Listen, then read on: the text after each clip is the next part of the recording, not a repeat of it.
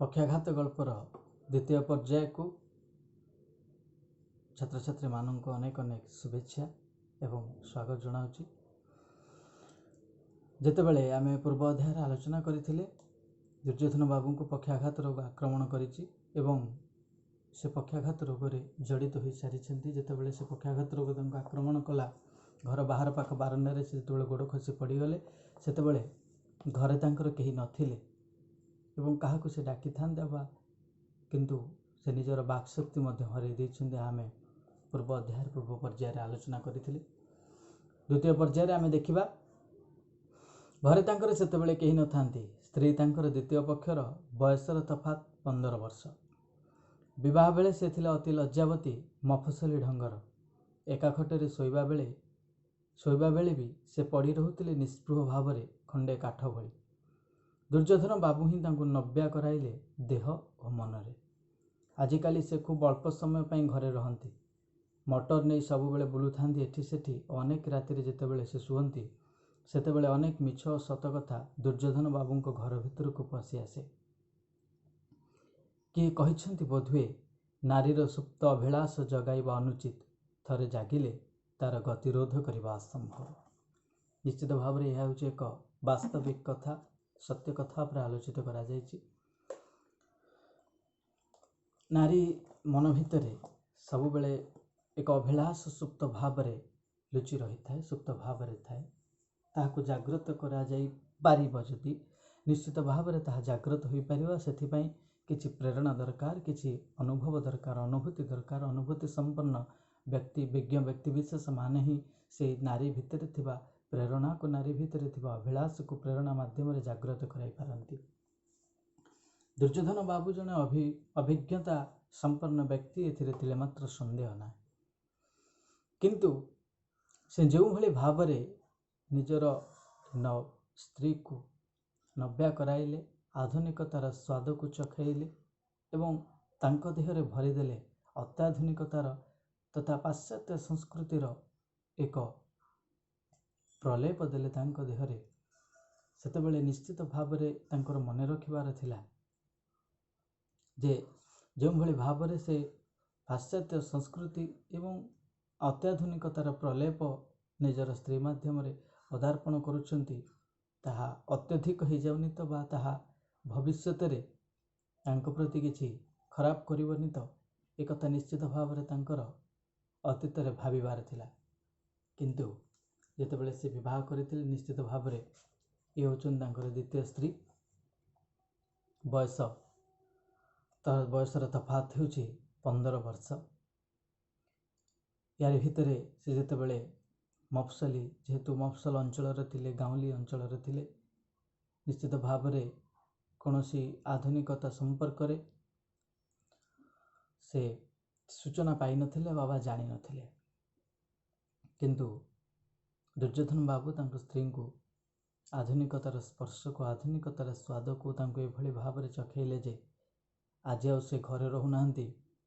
Motor गाड़ी धरी एठी सेठी बुलु थांती अनेक राति पर्यंत एवं जेतेबेले अनेक राति रे घर को फेरंती सेतेबेले अनेक मिछ कथा तांको घर भितरे भासी उठे। तांको घर भितरे तांकर घरर बलय भितरे घुरी बुले।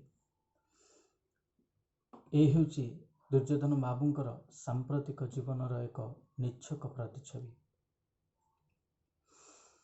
सभ्या कराइले, नव्या कराइले, शिखाइले, पाठ सबकिछि शिखाइले, आधुनिकतार स्पर्श को मध्य तांको देहरे बोली देले।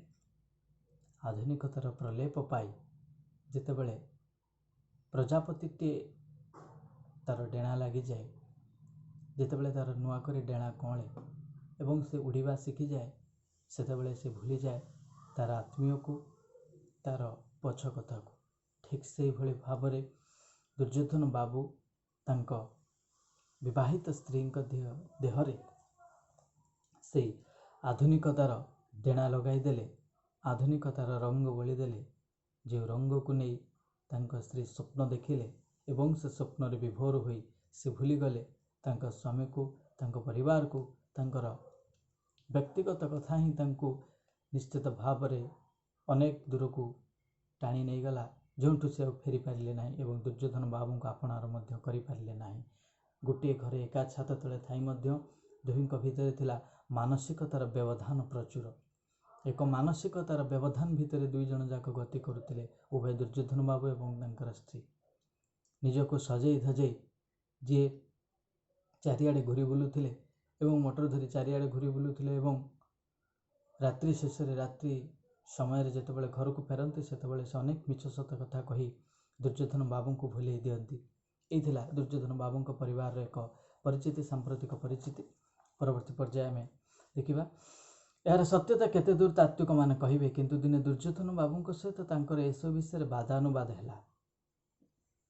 से निजे ही कहले किए कही मते पाहरिबाकू समस्त सहित मिसिबाकू मद खाइबाकू शुणे वर्तमान कहीं मते भागवत शुणाउछ। मते जदि केवल पुत्रार्थे भाज्य करिथांत कथा भिन्न होइथांता। तुमे कल मत तुमर, तुमे बुढ़ा किंतु मु नुह। तुमको कहिथिली नारीर इच्छा जदि जान संभाली पारिब नहीं दुर्योधन बाबू।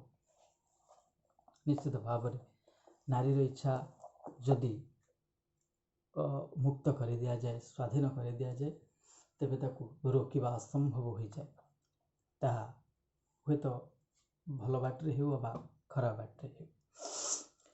किंतु परवर्ती भिन्न जितेबाला आम देखुचे सब संपर्क रे कहीं नव्या कराइले, कहीं अत्याधुनिकतार जो प्रलेप बली देले बोली बारंबार दुहिंक भितर बादानुवाद हुए।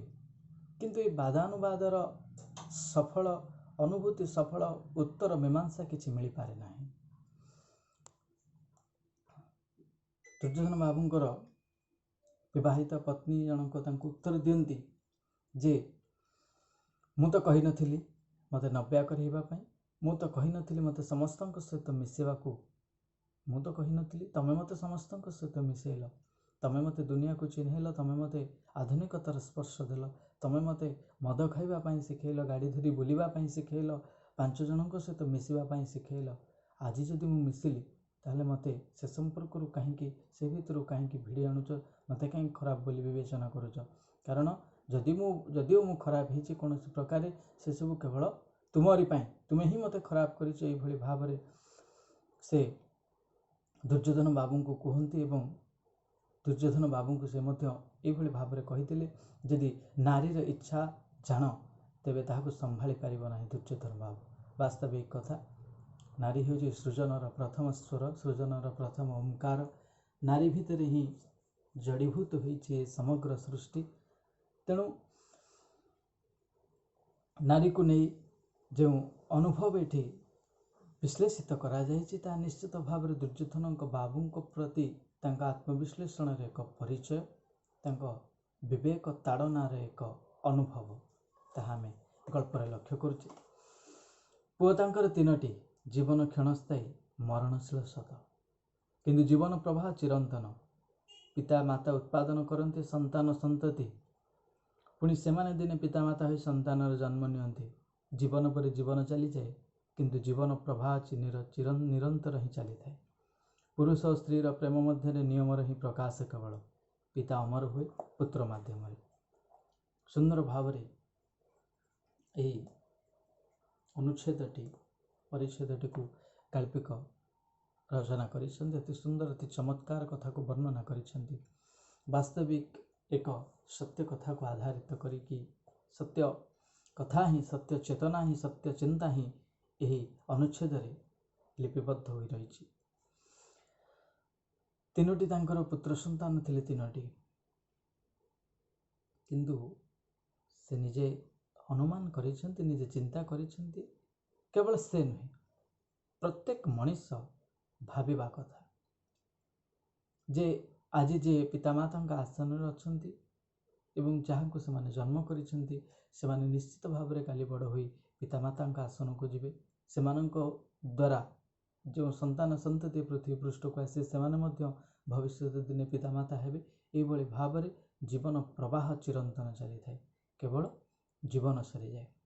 आज पितामाता सरीगला, काली ता परवर्ती पीढ़ीर सरीज, ता परवर्ती पीढ़ीर जीवन सर, ता परवर्ती पीढ़ीर जीवन सर।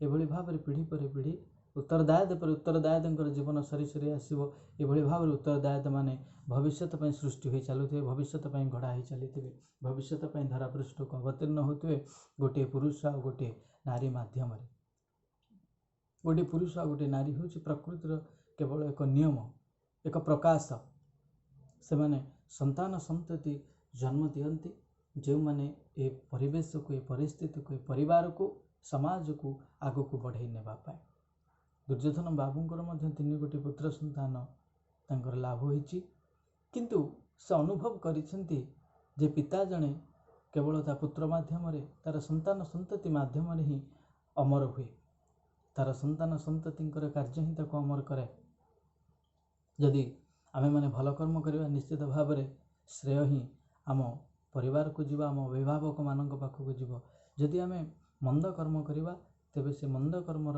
जो अपमान मध्य परिवार को जीव अभिभावक मान को जीव जदि आमे समाज रे हित साधन कले निश्चित भाव में समाज आमको मन रखिबो आम पितामाता को मन रखिबो आमको तांको परिचय रे आमको परिचित कराइबो जदि आमे मंद कर्म कले निश्चित भाव में अपमान ही तांको मिलिबो बाधा ही तांको मिलिबो क्षति ही तांको ही आसीबो तेणु मनुष्य एभली किछि करबा उचित जहाद्वारा से निज पितामातांकर प्रिय भाजन हेबा सहित समाजर प्रिय भाजन हेबा उचित कारण गोटे बापा माँ ही सब बेले आशा रखि थांती जे तांकर संतान हो बा संतति हो जे भविष्य रे तांकर नाम को उच्चा करिक रखिबो भविष्य रे तांकर गौरव को आहुरी गौरवान्वित करिवो यह ही प्रत्येक पितामातांकर एक लुप्त होइतिबा सुप्त होइतिबा एक अभिलाष एक जिज्ञासा जाको प्रत्येक व्यक्ति विशेष प्रत्येक मनुष्य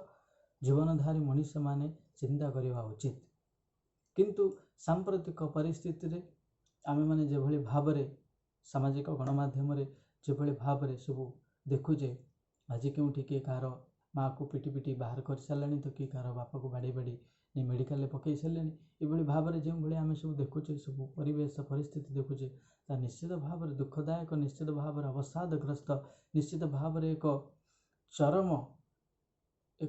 चरम क्षति को आमको नहीं पहुँचाऊँ चरम रास्ता को आम देखा दूँ कि आम ता नक निश्चित भाव में निजर पितामाता को उचित सम्मान उचित भल पाइबा देवा उचित जहाद्वारा कि सेमानेकर आशीर्वाद आम जीवनर फलश्रुति है आम जीवन को एक सार्थक जीवन भाव में गढ़ी तोलिब एथिरे तिले मात्र संदेह नाई एथिरे संदेहर अवकाश नाई अबा एथिरे द्विमत नाई तेणु निश्चित भाव में दुर्योधन बाबूंकर 3 गोटी पुत्र मध्यरु आमे सेमानंकर चरित्र संपर्क रे आलोचना करिबा परवर्ती देखिबा जेतेबेले किंतु एतिमध्यरु आमे एई सिद्धांत रे उपनीत हेले जे तांक स्त्री सहित तांकर कोनोसी दैहिक संयोग वर्तमान नाही केवल जहा मानसिक भाव रे संयोग रे संयोगायित दुई जन जाक परस्पर भय से आंको चाहू नाहंती आंक प्रति किछि तांकर कर्तव्य नाही बोली भाबी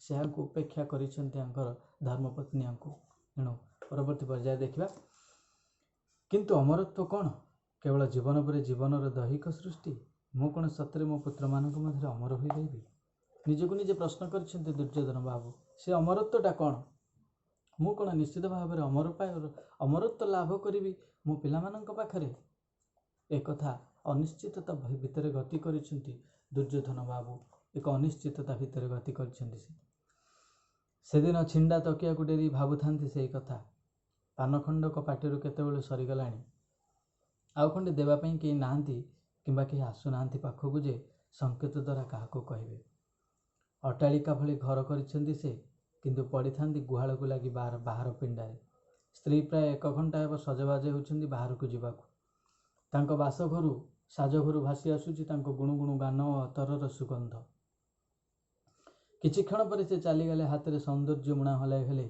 समस्त मांसल अंगरे तरंग खेलाए तांको आड़े से थरे हेले भी चाहे नहीं दुर्योधन बाबू को देह थरी उठिला असह्य मानसिक जंत्रणा चित्कार करने को चेष्टा कले किंतु पारिले नहीं केवल गं गं शब्द निर्गत है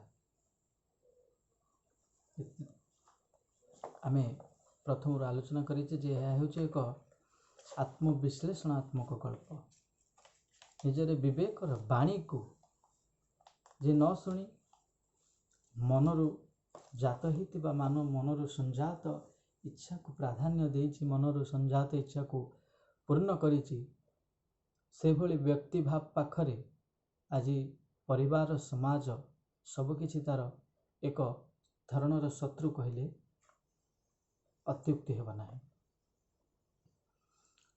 निज चाकरी क्षेत्र में थिला बेले जो अर्थ सम्मान प्रतिपत्ति क्षमता से लाभ करथिले, आज जेहेतु से पदवी नाही एवं से सब किछि नाही, तेणु से पदवी सहित से क्षमता अर्थ सम्मानर सबकि अवसर ग्रहण कर सारी, तेणु निजको से पाइछंती गुहाल पाख बारंडार एक भंगा खट उपरे जोठी तेल चिकिटा तकिया एवं छिंडा गंथा जहाँकर संबल होइछि।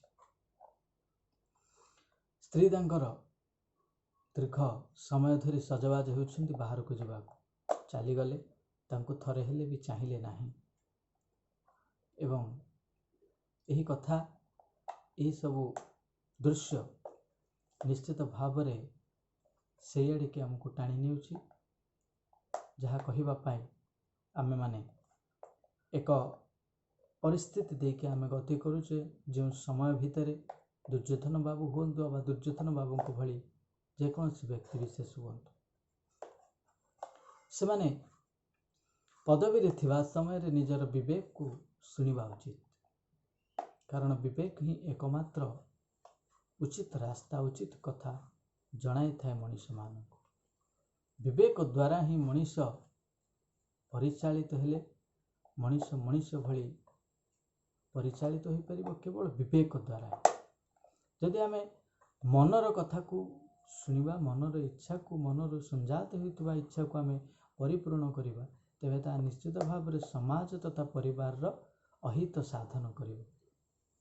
विवेकर कथा को जदि आमे सुनिबा ता निश्चित भाव आम हित साधन हित सापेक्ष हब।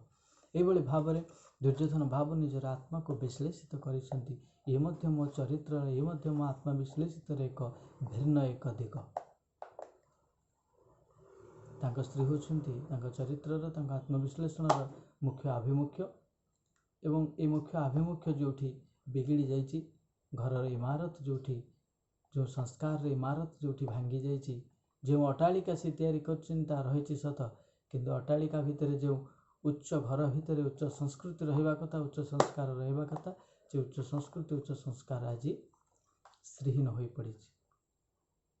आमे परवर्ती पर्यायर दुर्योधन बाबूंकर पुत्र मानक संपर्क में आलोचना करिबा।